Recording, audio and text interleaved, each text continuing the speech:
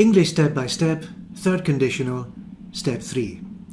In this step, you'll find the answers to the practice exercise in step 2 video, so please watch that one first. And of course, you can watch the step 1 video to find explanations of the form and the meaning of third conditional sentences. Remember, click like and subscribe if you'd like to see more videos like this, and you can request a lesson in the comments below. So let's go through the answers. Number 1. Now this is about an alarm clock, so if we look at our list of verbs, we can see set and not be. And this one starts with if you had set, because we need to talk about a situation in the past, so we use the past perfect. If you had set your alarm clock, and then we can make would have, because all the third conditional sentences have, and then would have been, but you can see it's negative, so we need to put the negative element here. Not have been late for work. If you had set your alarm clock, you would not have been late for work. Now the next one is about a job, and then if we look at our list, we can see we can see two verbs here, not get and not have. So both parts of the sentence have to be negative. So the first part is with would, main clause, wouldn't have got the job if I had, but of course it's negative, so we need to make it hadn't had.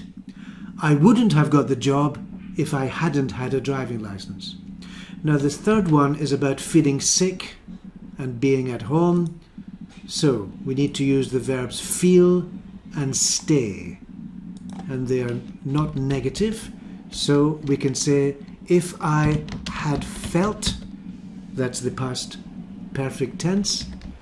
If I had felt sick, I would have, and then would have stayed at home. If I had felt sick, I would have stayed at home. Now the next one is about the Middle Ages. So if you look down our list of verbs, we can find be and live. So let's use these. And we have an adverb after the first part of the verb. I would probably have been a farmer, and then the second part is past perfect. If I had lived in the Middle Ages. I would probably have been a farmer if I had lived in the Middle Ages. Now the next one is about him and her. So if we looked in our list of verbs, we can see not marry and no. So the first part is negative, so we need wouldn't. And then we always have the verb have in this structure. And then we can put not have married her. He wouldn't have married her if he, so we have the verb know, we need the past perfect, had known, irregular past participle. Now the next one is about an exam, so we need to use the verb pass and the other verb study. So let's put would have passed. I would have passed the exam if I, and then we have the past perfect of study, which is had studied more. I would have passed the exam if I had studied more. The next one is about a hamburger, so we can see the verb eat is appropriate here, and both parts of the sentence are negative. So let's put the first part negative with would.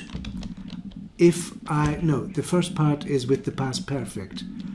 If I hadn't eaten that hamburger, and then the second part is also negative, I wouldn't have got indigestion. If I hadn't eaten the hamburger, I wouldn't have got indigestion. Now the next one is about a key, and we can see the best verbs are do and lose. And the question is like this: what would you, and then have done, if you, and then we need the past perfect, had lost your key? Now the next one is about a concert, so go to a concert. So we need would in the first part. We would have gone. We would have gone to the concert, and then the second verb is have. So we make the past perfect if we had had tickets. We would have gone to the concert if we had had tickets. So for all of these, you need to really be familiar with the past participles. Had said, have been, got, stayed, felt, studied, eaten, etc. So it's a good exercise, it's a good structure to practice if you want to become familiar with the more complicated parts of English grammar. So that brings us to the end of this Step 3 video. Please watch my other video series to find examples of second conditional, first conditional, and other aspects of English grammar.